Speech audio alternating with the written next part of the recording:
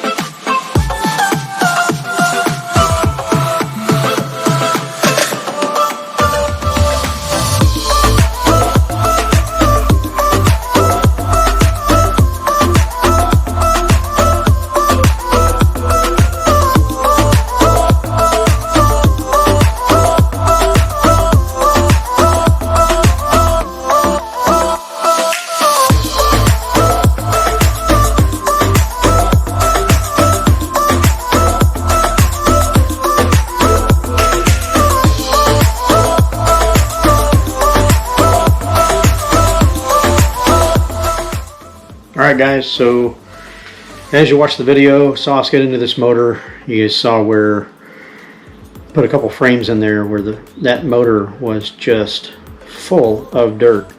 Kind of a strange situation here as we got into it, pulled the air filter, and the air filter was not locked in the back of the air box like it should be on this bike. It's my understanding Gavin had an accident earlier in the day. Someone got into him and may have knocked that thing loose, and when it did, it sucked an absolute load of sand into that intake and right in the motor, so much so that that built up on top of the piston enough that it kept the motor from turning over and locked it up. Nice part is damage looks to be minimal for the situation. That means yes, we got to do top end, probably gonna need a new cylinder, piston rings, that sort of stuff. A little more than a basic top end.